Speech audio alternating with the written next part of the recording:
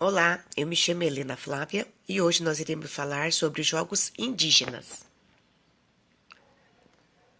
Sempre que pensamos em um tipo de competição desportiva, pensamos em Copa do Mundo, Jogos Olímpicos e até em algum que o nosso país participa muito pouco, como as Olimpíadas de Inverno. Porém, nunca imaginamos os Jogos dos Povos Indígenas. Organizado pelo Comitê Intertribal Indígena, com o apoio do Ministério dos Esportes, os Jogos dos Povos Indígenas têm o seguinte mote: o importante não é competir, e sim celebrar. A proposta é recente, já que a primeira edição dos Jogos ocorreu em 1996 e tem como objetivo a integração das diferentes tribos, assim como o resgate e celebração dessas culturas tradicionais. Vamos voltar um pouco na história? A mais antiga notícia sobre a educação física em terras brasileiras data o ano de sua descoberta, 1500. Tal fato se deve ao relato de Pero Vaz de Caminha, que em uma de suas cartas, que relatam indígenas dançando, saltando, girando e se alegrando ao som de uma gaita tocada por um português. Esta foi certamente a primeira aula de ginástica e recreação relatada no Brasil.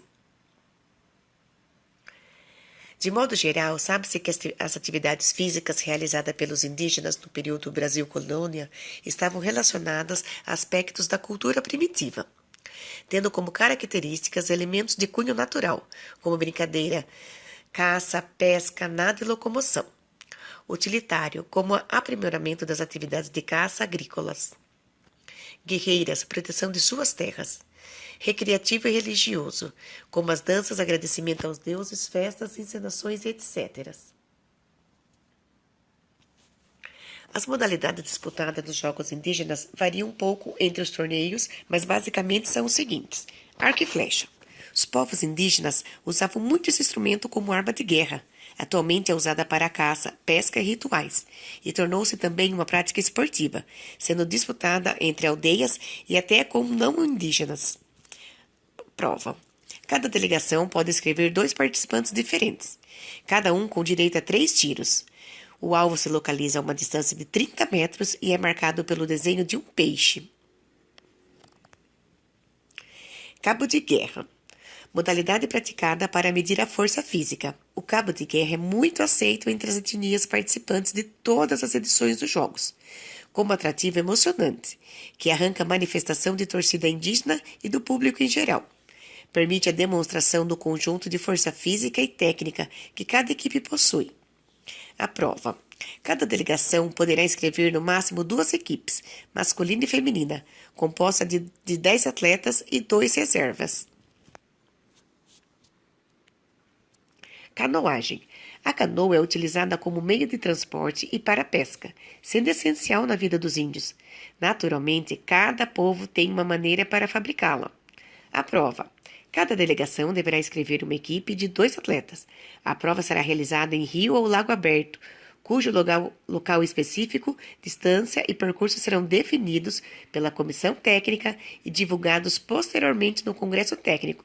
Será permitido aos competidores o reconhecimento prévio do percurso das canoas. Agora vamos falar do atletismo de 100 metros. Os índios sempre se interessaram em trabalhar seu preparo físico. Com isso, tornam-se verdadeiros competidores, adaptando-se e aprendendo com a natureza a caçar e pescar, percorrendo grandes distâncias, atravessando lagos e rios em busca de alimento. A prova. A realização dessa modalidade passou por várias experiências de adaptação para a definição de seu formato. Chegou-se à conclusão da prova de 100 metros rasos, masculino e feminino, como ideal para o modelo dos Jogos dos Povos Indígenas. Corrida com tora. A corrida com tora é sempre realizada ao amanhecer e ao entardecer. As corridas vindas de fora acontecem geralmente no final das tardes. As toras, feitas de buriti e com massa em torno de 100 quilos, devem ser carregadas pela equipe ao percorrerem uma distância pré-determinada. Para a competição, cada equipe deve inscrever 10 participantes.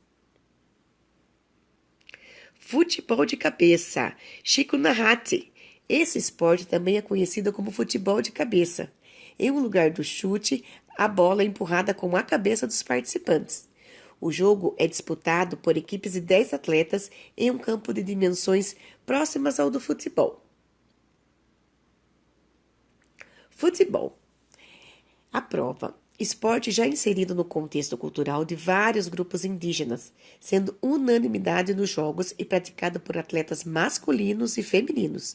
As regras são regidas pela Instrução Geral dos Jogos e obedecem ao padrão da Confederação Brasileira de Futebol, exceto o tempo de jogo, que é de 50 minutos, dividido em 2 tempos de 25 minutos cada, com intervalo de 10 minutos. Arremesso de lança. Várias etnias indígenas conhecem esse armamento, possuindo técnicas diferentes de confecção das lanças. O fábrico de cada lança depende da finalidade a que se destina. A prova. O arremesso de lança é uma prova individual realizada apenas pelos homens. Nos jogos, a contagem dos pontos é feita de acordo com a distância alcançada, ou seja, vence aquele que atingir a maior distância. Luta corporal. A luta corporal dos povos indígenas do Xingu e dos índios Bacairis, de Mato Grosso, o Ruca-Ruca, inicia com os atletas ajoelhados. A prova. O desejo de se realizar uma competição de lutas corporais nos jogos é grande, mas é muito improvável devido à grande diversidade de estilos de lutas e técnica. Algumas etnias lutam em pé, outras ajoelhadas no chão, como o Ruca-Ruca. Por isso, fazem-se apenas demonstração das lutas existentes na cultura indígena brasileira. Natação. A relação de vida dos povos indígenas estará sempre associada à água. A primeira hora da vida de um bebê indígena começa com o seu primeiro mergulho em um rio ou lago por sua mãe. A prova. Atualmente, a prova de meia distância e resistência é realizada em águas abertas, que está dentro do contexto indígena e é praticada por atletas femininos e masculinos. Zarabatana. Zarabatana é uma arma artesanal, semelhante a um cano longo, com aproximadamente 2,5 metros de comprimento, feito de madeira com um orifício onde se introduz uma pequena seta, de aproximadamente 15 centímetros. A prova. É uma demonstração individual realizada pelas etnias Matis e Cocamas. Na apresentação, se posiciona a 20 ou a 30 metros do alvo adaptado, uma melancia pendurada em um tripé. A prova consiste em atingir o alvo o maior número de vezes.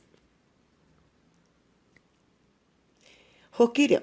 Jogada em um campo de tamanho semelhante ao de futebol, se desenvolve entre 2 equipes de 10 ou mais atletas de cada lado, onde todos usam uma espécie de borduna, é um bastão, cujo objetivo é rebater uma pequena bola, que é um coco, que ao ultrapassar a linha de fundo de seu oponente marca um ponto.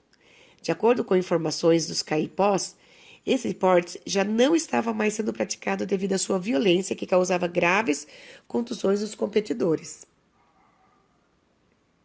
Agora vamos fazer a atividade de fixação. Após ouvir todo o texto que a gente trabalhou sobre os jogos indígenas, vocês deverão responder as questões em seu caderno. Primeiro, quando surgiu os jogos indígenas? Segundo, quais são as entidades que organizam os jogos? Terceira, o que realizavam os índios no período do Brasil colonial que condiz com práticas corporais? Quarta atividade, quais as provas que compõem os jogos indígenas? Aqui está o referencial teórico. Espero que tenha gostado e até a próxima aula.